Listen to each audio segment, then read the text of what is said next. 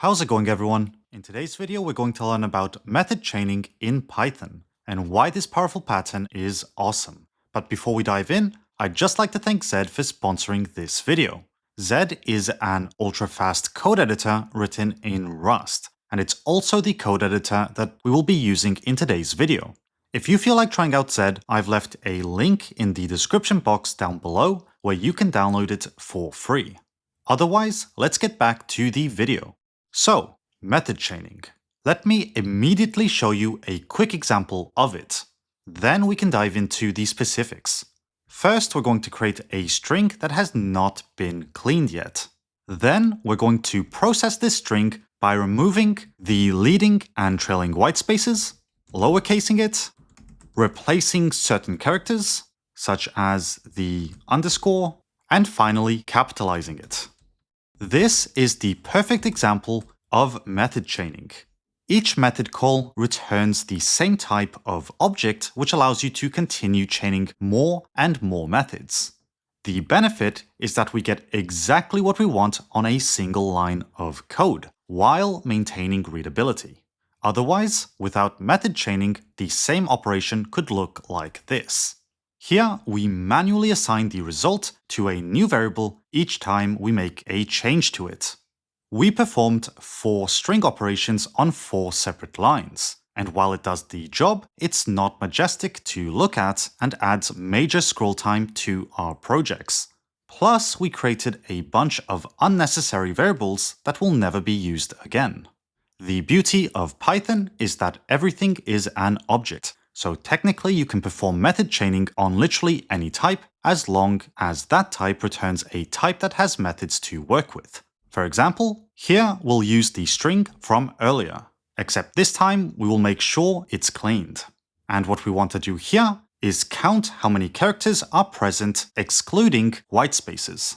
To do so, we will create a variable called characters. Then close every empty space, and finally manually call the length dunder method, which returns the total length. After we call length, the object becomes an integer, so we can continue chaining methods if we want, but for right now, this will suffice. As an output, you'll see that this string contains 13 characters, excluding white spaces. Now, before you click the dislike button, unsubscribe, and waste the rest of your evening on Reddit showing off your superior expertise in coding knowledge to children who are learning how to print hello world, I want to mention that calling the length dunder method isn't very Pythonic, and I know that. As adults, we should still use the built-in function that triggers the length dunder method, because it's the right thing to do. Calling dunder methods directly is messy and should be avoided whenever possible, even if I wish they made more of these built-in functions available via dot notation. I do have some good news though. If you enjoy the idea and benefits of method chaining, you can implement it for essentially any custom class you create. To show you how, we're first going to need to import self and the callable type, which are only used for typing.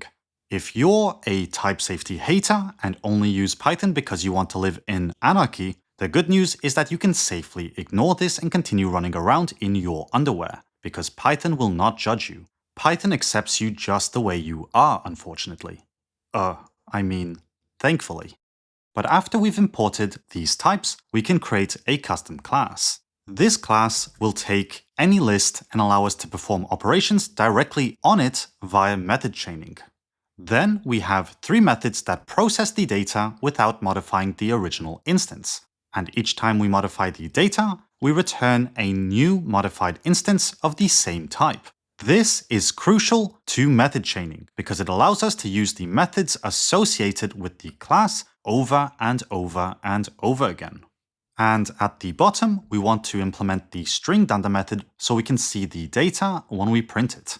Next, we can instantiate our class by providing a list. And we're going to do all of this inside parentheses, so we can perform method chaining on separate lines.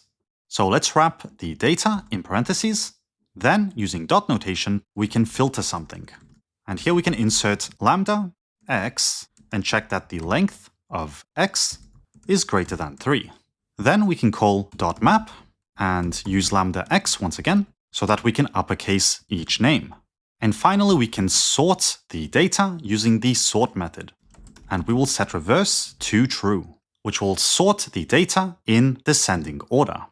And as a result, you'll see that our data was processed quite nicely using method chaining. And if we wanted to, we could even continue processing this data with more method chaining. So this time we are going to map the data and capitalize all of the strings and then sort it. And since ultimately this returns a new instance of our class, we're going to have to reassign that to the original data variable. Then we can print data. And once again, it will apply these methods to the data. And what we end up with are readable and powerful operations which don't take up additional lines of code for no reason.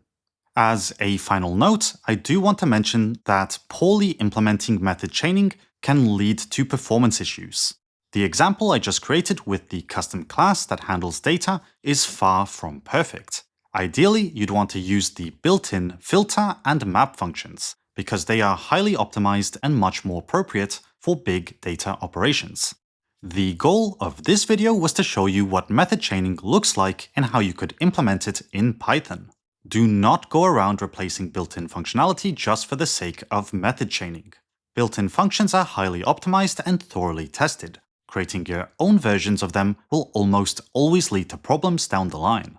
Anyway, I hope you enjoyed this video. Do let me know what your thoughts are about method chaining in Python. Are you already using method chaining? Or is there a reason you don't use method chaining? I'd love to hear your thoughts on this in the comment section down below.